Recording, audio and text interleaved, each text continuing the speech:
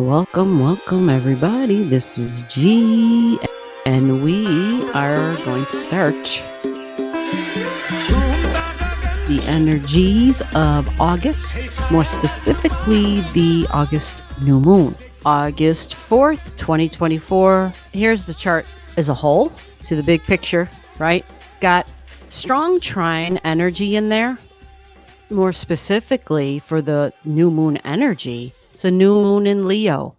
So again, another powerful new moon, because it's that magical time. What's that magic of with the new moons is when the sun and the moon is together. Powerful time of creating. That's what new moon energy is. The creative ability. Moon, sun, moon mother, sun father. And that ability to create something. So we have Leo energy at 12 degrees, sun at 12, moon at 12. 12 degrees is interesting all by itself, right? A lot of whole bells and whistles going off for some of us when we think Neptune and Pisces even.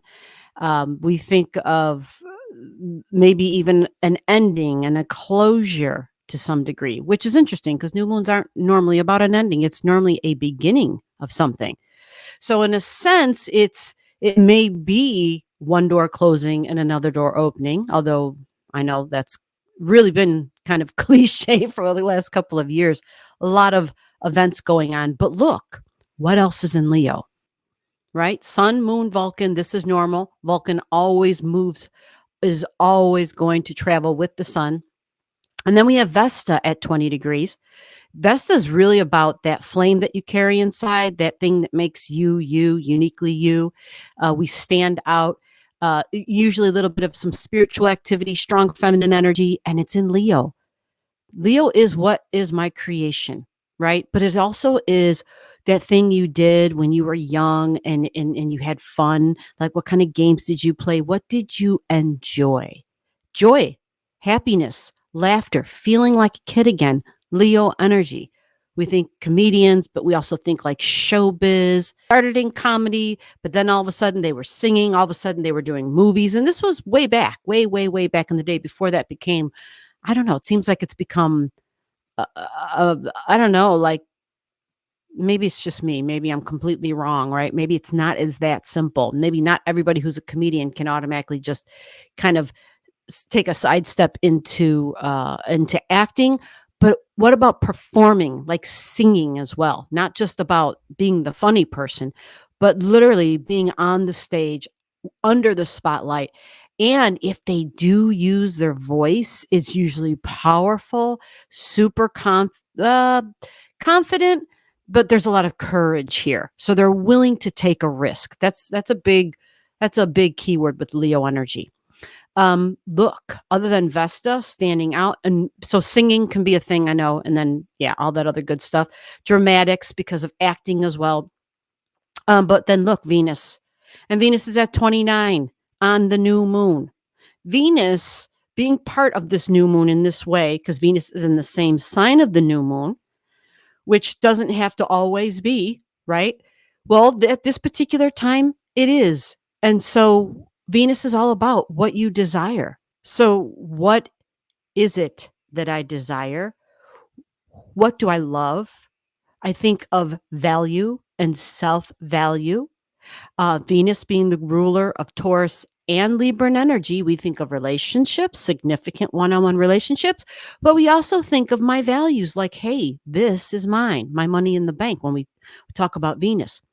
At this degree, there's a strong, regal, royal type of I am king of the jungle energy at that degree. That's just what it is at 29. It's like I'm the boss, I'm in charge. It is an extreme energy, but it's many times associated with even like military action sometimes.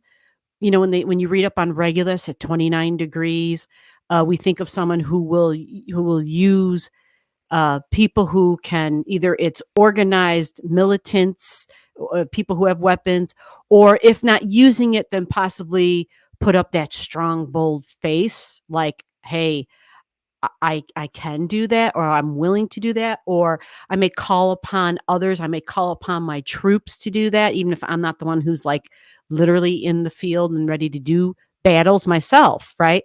Because it's this great performer. It's a lot like Piscean energy in that way. And not all of Leo is like that, but it can express that way. Now, if Venus is there, we can think of the desire for all the Leo themes. So we think taking a risk, having a good time. I've often said like Venus energy, very romantically inclined, right? Show me the shows and the movies, take me shopping, wining and dining, right? Venus and Leo. But I want to have fun with that person, right? They should make me laugh. Going to be important.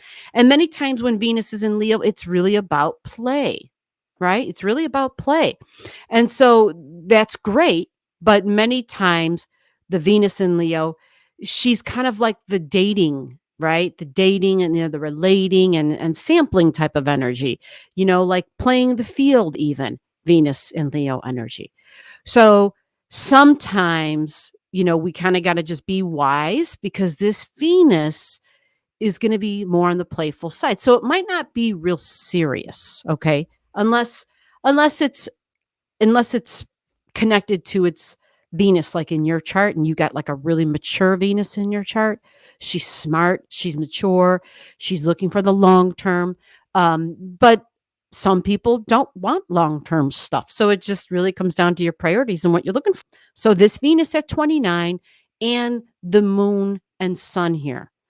This is going to be powerful in the sense that a new moon is the time of setting intentions. It's the time of attracting to our life what we want, that we want to bring into our world. This is when we use the law of attraction, right? One of those natural laws, and it says what it is that you want to use is you're working with the Leo energy.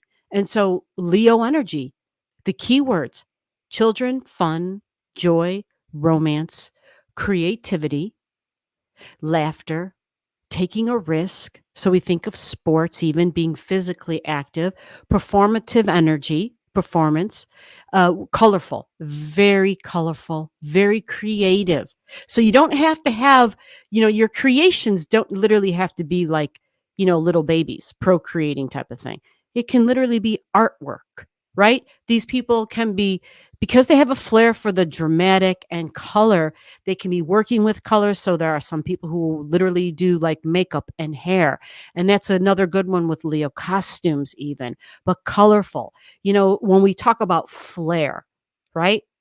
They kind of stand out because when they walk in the room, like Cyndi Lauper has a really great example for like her Leo energy. She's a performer. She is so unique and always known for the different, whether it was different color in the hair, but just even her personality is colorful, very, very colorful, and just uniquely her, super uniquely her. And that was one of her things, was to be unique. Like if you hear her talk when she first started out, she didn't want to fit in. She didn't want to be the cookie cutter. She wanted to be outside of the box. She did not want to conform. She wanted to be uniquely herself and to be comfortable with being uniquely who she was. And she wanted the spotlight to be on her for her uniqueness. So that is where the creative aspect comes in with Leo energy. How our creations can literally be an extension of our personality, of who we are. They can be that thing that we created, whether it was using, paints or material of any kind, right? Some people, they're building things, right? But Leo's going to really want that splash of color, very performative. It's going to be something that some would say may even be presented as loud, which can be true. So loud as in colors, but can be loud as in a voice. Think of the lion roaring in the jungle. That's that powerful Leo energy. And if it's somebody in charge, 29 degrees, if it's somebody in charge or somebody who thinks they're in charge, because we're in a time of strong authoritarian energy stepping up with Pluto and Aquarius, authoritarians trying to rule over us, and like going along with it and being like, yes, we shall rule the people, right? Um, this 29 degrees and the Venus desires for this, the desire for certain people who will stand up and stand out. And so this can be a positive or a negative, right? We can think of certain people and people who are in the news globally or locally and whatever, and we can think how this how this could be when it goes to the extreme, how it could end up being not really beautiful, right? It could be the opposite. So, as far as the new moon energy and what are you bringing into your world in this very performative energy, it's in this very almost dream state, fantasy like energy, okay? Which says dream bold, dream big, but dream in a way where you're including it should be colorful and it not just necessarily about color. So when we say colorful, but there should be something very unique and individualistic about this, right? So it's your personal individual dream. That's this energy surrounding this particular point, right? Now the new moon times are going to be important, okay? And the time for this new moon, I said the date, but I didn't give the time. The time on this new moon is 6:11 a.m. And this is central time zone because that's where I'm at. So adjust for where you live in the world.